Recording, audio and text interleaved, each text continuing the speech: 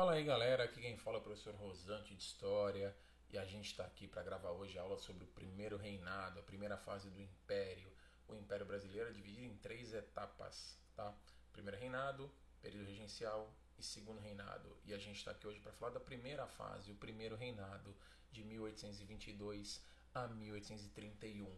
Então vamos começar a entender esses 9 anos de conturbação e vamos entender por que o Dom Pedro I, o suposto herói da nossa independência, em 9 anos vai se desgastar tanto a ponto de não conseguir mais permanecer no Brasil. Vamos dar uma olhadinha nisso e vamos entender todo esse processo.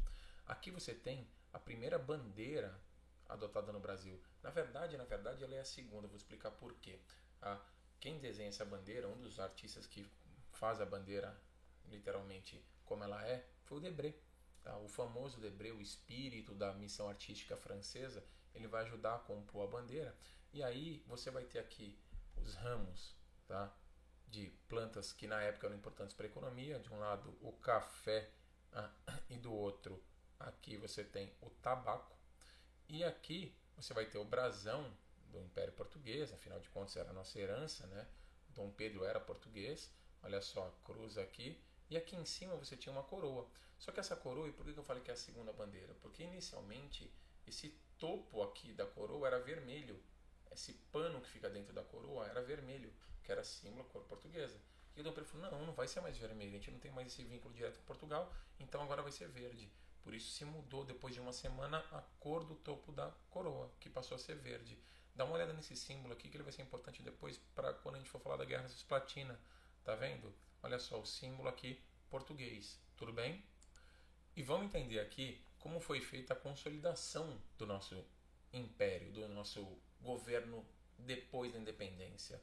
Porque você teve as lutas pela independência, eu já expliquei quando a gente foi falar do processo de independência, alguns conflitos localizados ali, principalmente na Bahia, e você foi aos poucos contornando esses conflitos. Portugal chegou a mandar uma esquadra para ameaçar o Brasil de forma naval, militarmente, mas pelo mar, e o Dom Pedro acabou contratando um pirata, um marinheiro, um comandante inglês chamado Lord Cochrane. Na verdade, Cochrane era escocês, e ele vem para cá com uma esquadra de mercenários e defende o litoral brasileiro.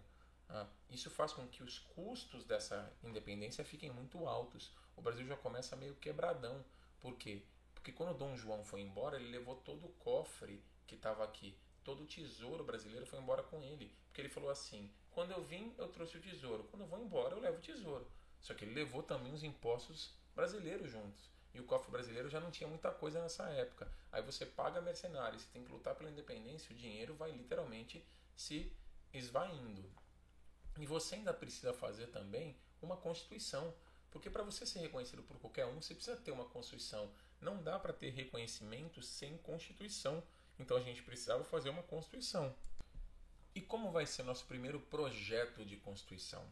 O projeto constitucional brasileiro, o primeiro projeto feito, saiu em 1823. Ele estava prontinho e ganhou um apelido de Constituição da Mandioca, porque ele definia que para votar no Brasil você precisava ter renda, e essa renda seria calculada por sacas de farinha de mandioca, ou seja, por alqueires que você tivesse e que pudesse produzir mandioca. Por que mandioca? Porque era um produto que todo o Brasil tinha e que era um produto que tinha um preço mais ou menos nivelado. Outros produtos, outros gêneros você não tinha em algumas regiões do país, então eles decidiram pela mandioca. Já está definindo então que o projeto constitucional brasileiro é um projeto elitista. O povo está fora, não vai ter renda. E é óbvio que o povo está fora. No nosso processo de independência, nada muda. Analisa, vamos ver o que mudou. O Brasil antes era uma monarquia como colônia, continua sendo. A família que estava no poder era Orleans e Bragança, continua sendo Orleans e Bragança. O Brasil era um país católico, continua sendo. O Brasil era um país economicamente rural, continua sendo, dependente dos produtos ingleses importados, continua sendo. E a gente era um país com a política elitista, com o povo excluído, continua sendo. Então é óbvio que aqui ninguém ia criar um projeto constitucional para beneficiar o povo se o povo nem participou do processo de independência, o povo não tinha nem o que cobrar. E aí é um projeto elitista mesmo. Tá? E vai dividir literalmente os poderes em três. Ninguém queria um modelo absolutista.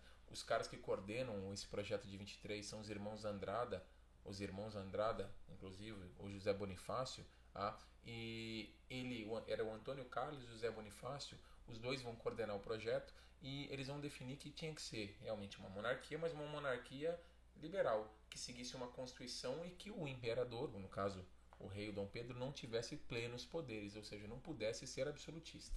A ideia era essa.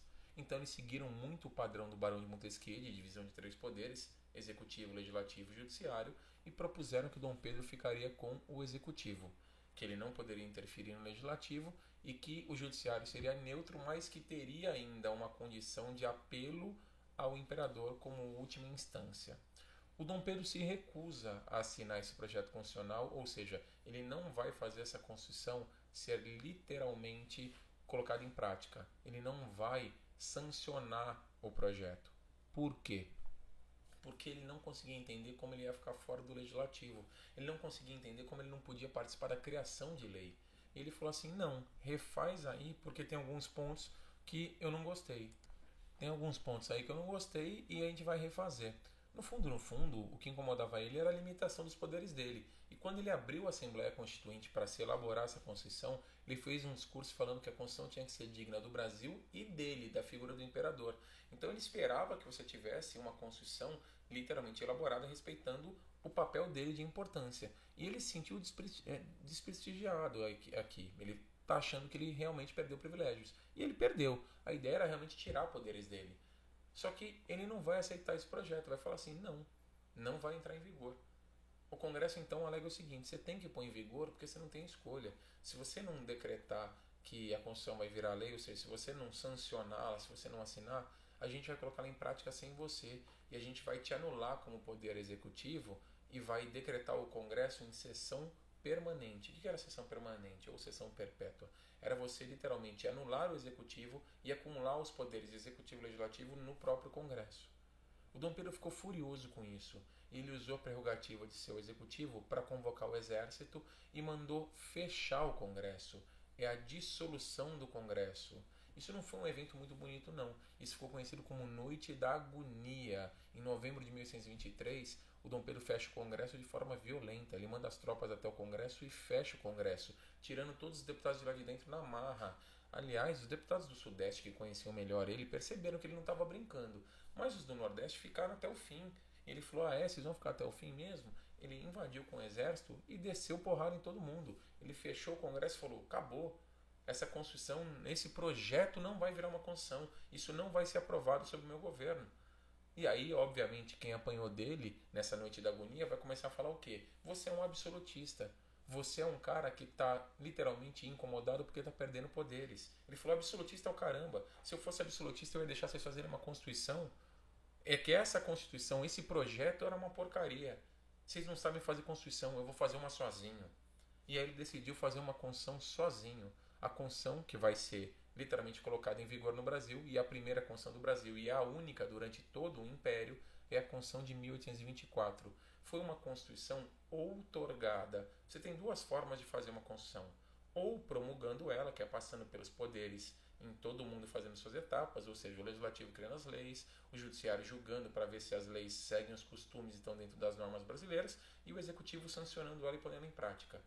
Isso é promulgar. A nossa primeira Constituição foi outorgada. Outorgada quando ela é imposta, ou seja, ela é colocada na marra. O que aconteceu aqui foi que o Dom Pedro impôs uma Constituição. Ela foi outorgada e ela trazia algumas características. A primeira, que o Brasil seria uma monarquia hereditária, ou seja, Dom Pedro morrendo, assume o poder o próximo na linha sucessória da família Orleans Bragança. Até aí nenhum problema, isso no projeto de 23 já estava colocado. Também se definia que o Brasil seria um país oficialmente católico, e como país católico ele deveria mesmo interferir em assuntos da igreja. Isso parecia não ter muita importância, mas vai dar uma dor de cabeça lá na frente na mão do Dom Pedro II, lá no segundo reinado. Aqui no primeiro reinado não teve muita importância não. Se criou aqui o padroado e o beneplácito. O padroado era literalmente colocar a igreja como se fosse um órgão do governo, ou seja, era um órgão que o governo era responsável, inclusive o governo tinha que arcar com os salários da igreja. Só que o governo então podia interferir em assuntos da igreja, era o padroado. E o beneplácito. O que era o beneplácito? Era o direito do Dom Pedro a analisar qualquer decreto papal antes dele entrar em vigor no Brasil. Como eu te falei, isso aqui não vai dar problema não, Mas lá na frente, no segundo reinado, vai dar uma dor de cabeça enorme e é um dos grandes motivos da queda do Império. Tudo bem? Vai ser um assunto para depois. Também se estabeleceu na Constituição de 24 que o voto seria censitário e indireto. Como assim? O voto por renda, só que derrubaram aquele critério da mandioca, não era mais a mandioca o critério, você simplesmente adotava o critério de dinheiro, podia vir a renda por salário, por herança, por posse de terra, por produção agrícola, tanto faz, e você tinha que ter no mínimo 100 mil contos de réis. Com 100 mil contos de réis, você era chamado de eleitor de paróquia, ou seja, você votava em quem poderia votar. E aí, por isso o voto indireto, porque no fundo você votava em quem poderia votar nos candidatos. Para votar nos candidatos, você tinha que ter 200 mil contos de réis. Para ser candidato a deputado, 400 mil contos. E candidato ao Senado, 800 mil contos. Sendo que no Senado o cargo era vitalício.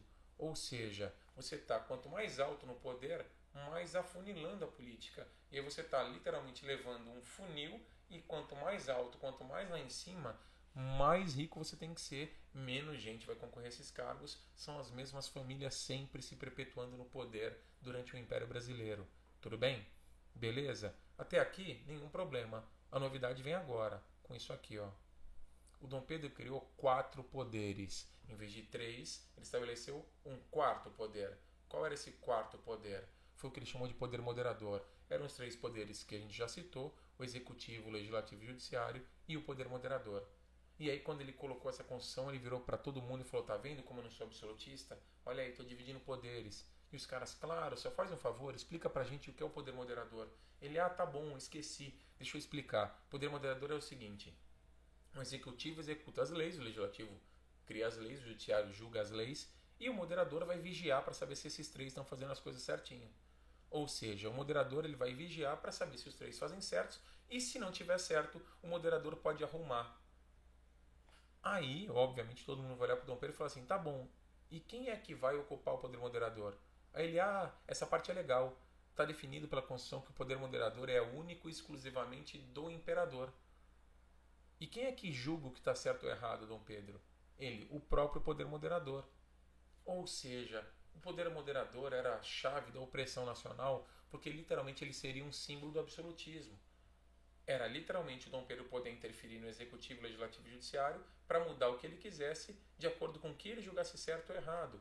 Definindo isso, ou seja, deixando claro aqui quem é que tinha poder, o Dom Pedro desse jeito vai conseguir literalmente camuflar o seu poder absolutista.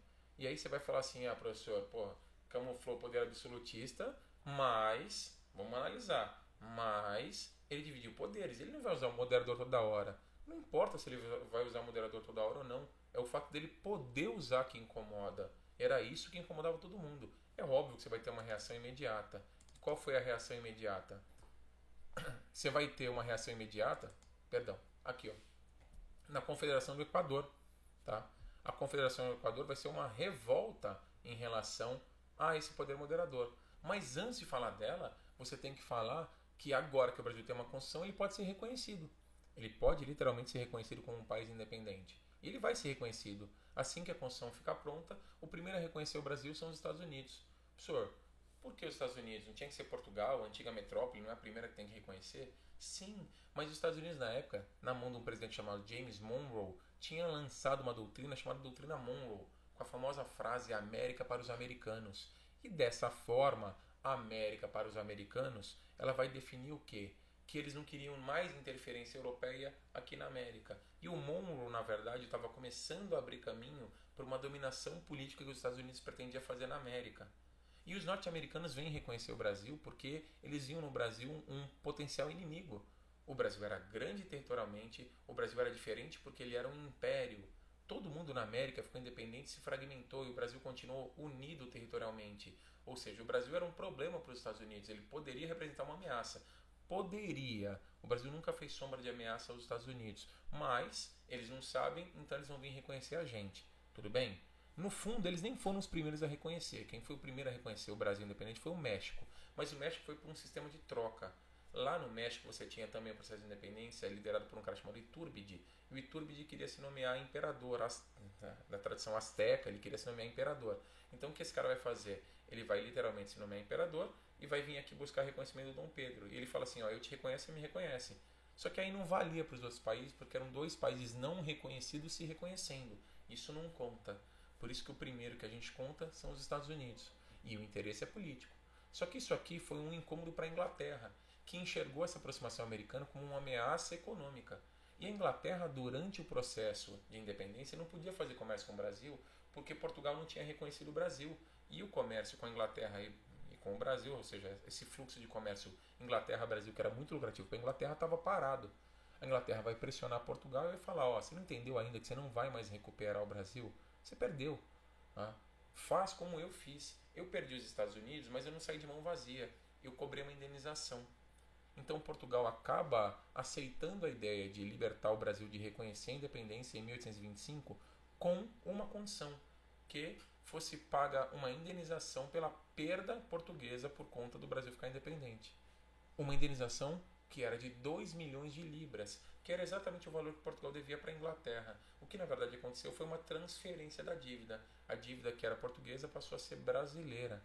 A Inglaterra aceitou isso, porque para a Inglaterra é interessante. O Brasil passou a ser um devedor que já sai com uma dívida de 2 milhões, mas agora está livre e independente. E logo na sequência a Inglaterra reconhece o Brasil com interesses econômicos, de manter o comércio ativo aqui. Tudo bem? A Inglaterra aceita que o Brasil mantenha essa dívida com uma condição, que o Brasil prometa acabar com a escravidão, coisa que o Brasil prometeu, mas não vai fazer nesse momento não. E essa é uma questão que vai se arrastar por todo o Império. Mas isso aí a gente vê depois com calma. Voltando lá ao tumulto que vai acontecer por conta da criação do poder moderador. Enquanto na política externa o Brasil está sendo reconhecido, na política interna você vai ter um tumulto enorme. Os estados do Nordeste vão achar um absurdo a criação do poder moderador. E muitos homens que vão se rebelar aqui e liderar o processo já tinham se rebelado lá na Revolução Pernambucana em 1817. E agora é a gota d'água. São os mesmos líderes. Cipriano Barata, Frei Caneca, são caras que já tinham participado em 17 e estão aqui de novo. Aliás, o Cipriano Barata, ele participou da Conjuração Baiana, da Revolução Pernambucana e agora da Conversão do Equador. Esse gostava de um tumulto no Brasil. E escapou vivo das três. Aqui, em 1824, você vai ter Pernambuco encabeçando o movimento, levando junto a Paraíba, Rio Grande do Norte e o Ceará. Eles vão criar uma bandeira, tá aqui, olha a bandeira deles. Olha só a bandeira que eles criaram. Era a bandeira da Confederação do Equador, porque eram os estados brasileiros que estavam ali mais ou menos na linha do Equador. Por isso esse nome. E eles pretendiam literalmente se separar do Brasil e proclamar uma república. É um movimento separatista e republicano, com ideais federalistas, seguindo o modelo norte-americano. E vou ser bem sincero, viu? Os Estados Unidos estavam loucos para que isso desse certo. Louco, louco, louco. Porque era uma forma de rachar o Brasil e fazer o Brasil ficar menor e menos assustador. Tá aí, Só que o movimento, ele tem um problema. Ele tem como palavra-chave o poder moderador ser a opressão nacional. Inclusive, esse é um grande discurso do Frei Caneca em praça pública, em Olinda, quando ele fala que o poder moderador é a chave mestra da opressão nacional, que isso tem que acabar. Então, óbvio que o motivo é o poder moderador. Só que aí você coloca no pacote tudo que te incomoda. Você coloca no pacote o abuso de comerciantes portugueses no comércio, eles não contratavam brasileiros, privilégios econômicos de alguns grupos. Então o negócio estoura. Só que o movimento tinha muita gente da elite envolvida. E dentro desse movimento se levantou uma questão que sempre rachou qualquer movimento do Brasil. E o que vai acontecer com a escravidão se o movimento der certo? Se a gente se separar e virar uma república mesmo, o que acontece? E aí parte dos líderes defendiam o fim da escravidão. E outra parte, que era da elite e tinha muito escravo, falava que não. Resultado, não teve acordo. E aí o movimento acaba rachando. Com essa ruptura, o governo aproveita, vai gerar uma reação muito rápida, muito incisiva e vai acabar com o movimento. Boa parte dos líderes é preso, alguns vão ser mortos. O próprio Frei Caneca, um dos grandes líderes, vai ser morto por um tipo de fuzilamento na época, onde você amarrava ele numa coluna e vai apontar armas para ele, vai atirar, só que só uma bala. Você tem vários disparos, mas todos de festim, e só uma bala, porque assim você executa ele e não sabe quem matou. Ele morre assim, outros líderes vão ser executados e o movimento acaba. mas os problemas do Dom Pedro só estavam começando. O que você tem aqui na Confederação do Equador é a eclosão, é a faísca que vai levar à crise do primeiro reinado, literalmente. E essa crise do primeiro reinado, além da Confederação do Equador, é marcada por outros fatores. O primeiro deles, a Guerra da Cisplatina. O Uruguai não queria pertencer ao Brasil, cara. Ele não era brasileiro, ele não tinha tradição, cultura, língua, não tinha nada vinculado ao Brasil. A Cisplatina foi invadida na época do Dom João aqui e ele invadiu para dar uma resposta ao Napoleão. Lembra que quem estava governando a Espanha na época do Napoleão era o irmão dele, Zé Bonaparte. Então, invadir a Cisplatina é atacar indiretamente a França. Então, tudo bem. Só que depois que acabou o governo napoleônico, que foi feito o Congresso de Viena, que as coisas voltaram a ser como era antes, os caras continuaram pertencendo ao Brasil. O Brasil, inclusive, devolveu a Guiana para a França. Só que a Cisplatina a gente não devolveu, não. E ficou com ela. Só que esses caras não queriam ser brasileiros. E eles contavam com o apoio de um vizinho, a Argentina, que estava louca para que o Uruguai se separasse, para ela poder depois engolir o Uruguai e criar as Províncias Unidas do Prata, anulando qualquer acesso do Brasil ao Rio da Prata. Isso para o Brasil era péssimo. Olha só, dá uma olhadinha como a influência argentina é presente. Olha a bandeira da Cisplatina, verde e branco.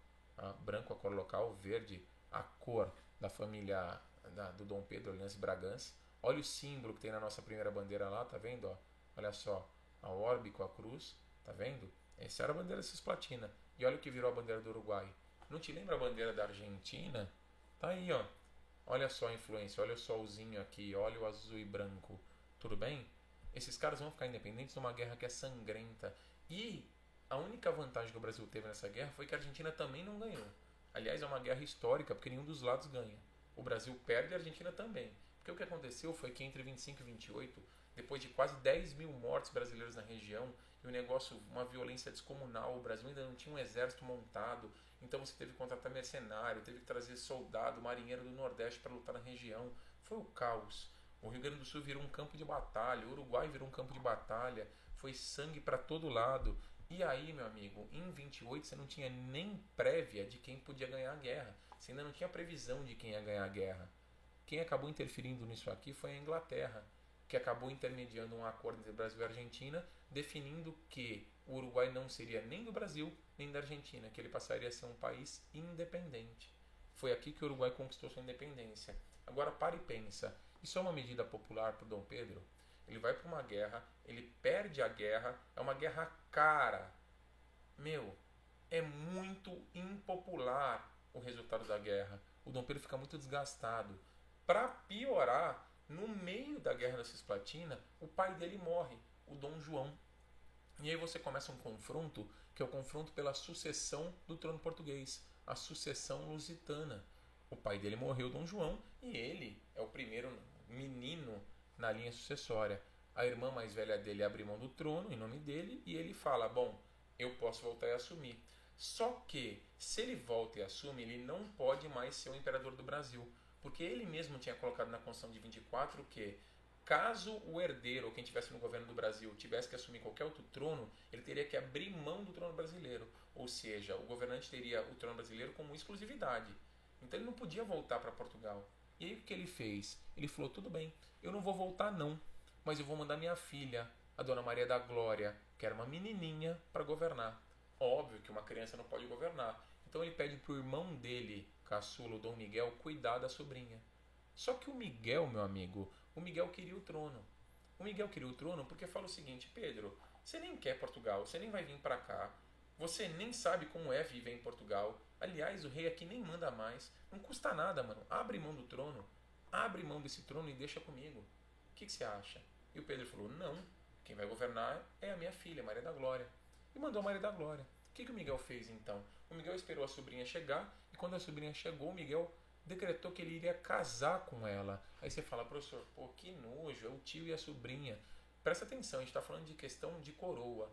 E para casos desse tipo, o casamento entre tio e sobrinha não era incesto, não era um problema, não era um tabu, era possível fazer isso. O Miguel sabia disso e decretou o casamento. O Pedro ficou meio irritado, mas teve que aceitar, né? Fazer o quê? Aceita. Ele aceitou. Ele aceitou isso e o que vai acontecer?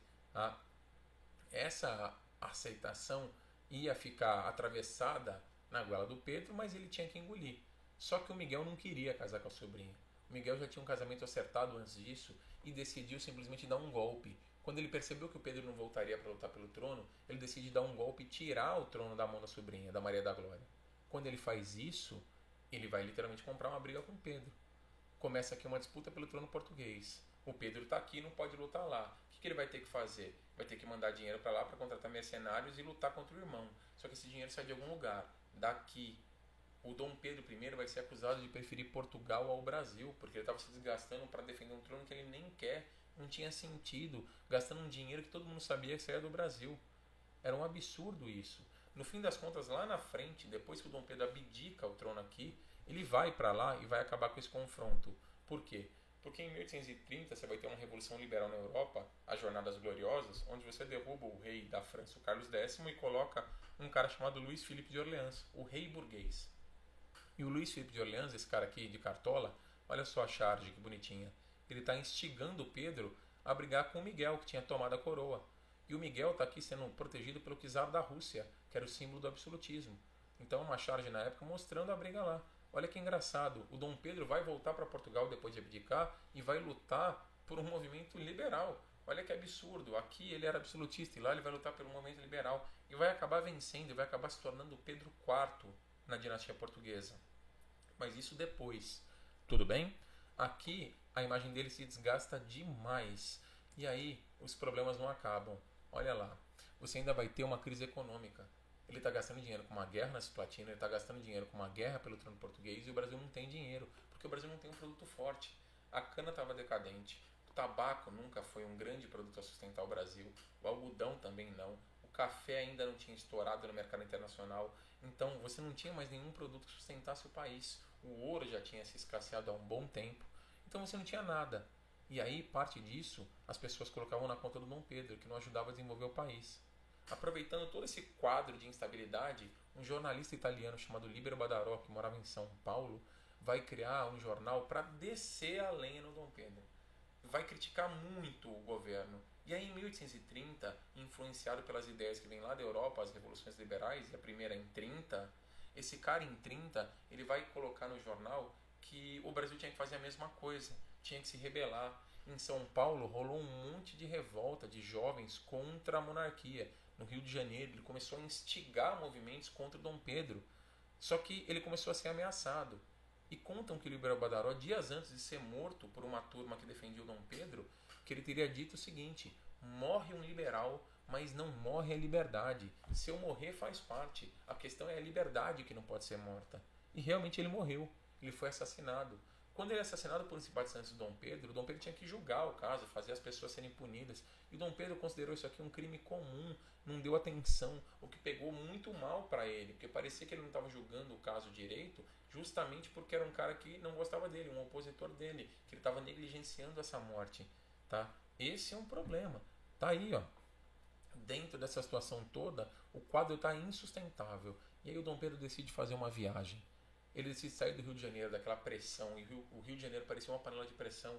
Então ele decide fazer um tour para medir a popularidade dele, para pegar novos ares. Ele decide sair do Rio, e o caminho era Rio-Minas, Minas interior, em direção do Nordeste, passando pela Bahia até o Ceará. E lá do Ceará ele iria voltar.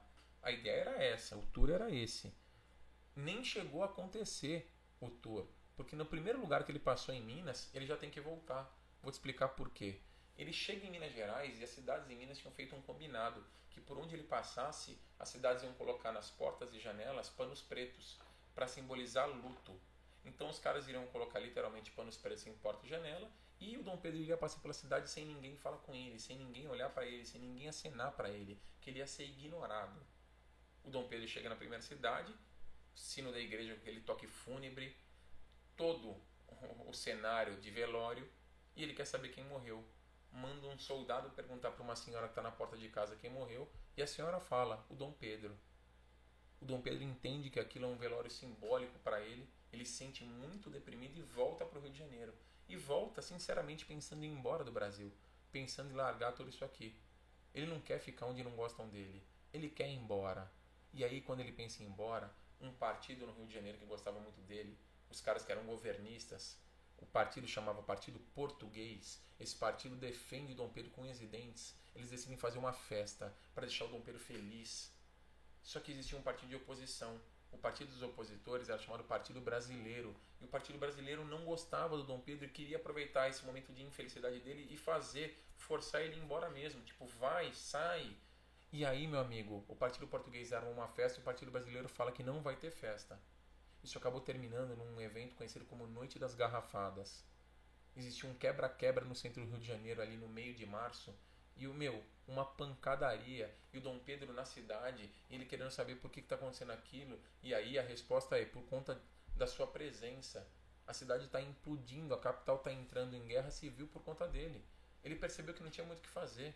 Ele tentou até negociar com os brasileiros, ele tentou conversar com o Partido Brasileiro, tanto que ele ofereceu para os brasileiros os ministérios. Ele falou assim: vocês querem governar comigo? O problema é esse? Então tá bom, vocês vão me ajudar, a partir de agora vocês vão me ajudar a governar. Vocês vão ter todos os cargos de ministério, todos, e aí vocês vão me ajudar a governar. Meu, 2 semanas. Em 2 semanas os ministros estavam querendo boicotar ele, tentando derrubá-lo. E ele ficou muito bravo. Ele falou assim: pô, vocês querem governar, e aí eu coloco vocês no governo, vocês tentam me derrubar, vocês não querem governar, vocês querem minha desgraça. Ele ficou tão irritado que ele decidiu derrubar todos os brasileiros e colocar ministros portugueses. Foi o chamado Ministério dos Marqueses, porque eram todos caras da cúpula portuguesa. Os brasileiros aproveitaram isso para falar: tá vendo? Ele não aguenta a reclamação, ele não aguenta a crítica. A gente reclamou que ele estava fazendo um governo ruim e ele mandou a gente embora. E aí o clima ficou insustentável. A acusação de que ele preferia os portugueses voltou a ficar muito forte e ele percebe que ele vai tomar um golpe. Aqui o Dom Pedro foi inteligente. Para não tomar um golpe, ele prefere fazer o quê? Ele abdica. Para não tomar um golpe, ele decide abrir mão do poder. Então o Dom Pedro vai abdicar para não cair, e existe uma tela muito famosa de um pintor chamado Aurélio de Figueiredo. O Aurélio de Figueiredo é irmão do Pedro Américo, o cara que pintou o quadro da Independência, é o irmão caçula dele. E essa tela é muito romanceada, né? Ela vai ser pintada em 1910, a abdicação em 31, ou seja, você tem 80 anos de distância. Ele está pintando uma tela aqui romântica, onde o Dom Pedro entrega uma carta, tá, para os governantes aqui do Congresso Brasileiro, falando: ó, tô indo embora, então a gente faz um acordo, tá? Eu vou embora, já que eu sou o problema, mas eu vou embora e tô deixando o meu filho. O meu filho não tem nada a ver com isso. Aqui, ó, o Pedro de Alcântara, olha só, no colo da mãe dele aqui, ó, bonitinho. 5 anos de idade. O Pedro de Alcântara tá aqui, tá? E tá falando, olha o olhar do Pedrinho, tá meio de bravo, de irritado. O que acontece aqui é que o Dom Pedro I abdica o trono em nome do filho, o Pedro de Alcântara, que vai ter que ficar no Brasil. O Dom Pedro II vai embora, vai para Portugal, como a gente falou, ele vai terminar a guerra com o irmão dele lá e vai acabar assumindo o trono português como Pedro IV. Mas aqui, no Brasil, o Pedrinho, o Pedro de Alcântara com 5 anos, não pode ficar sozinho. Então o Dom Pedro I deixou como tutor do filho dele o Zé Bonifácio.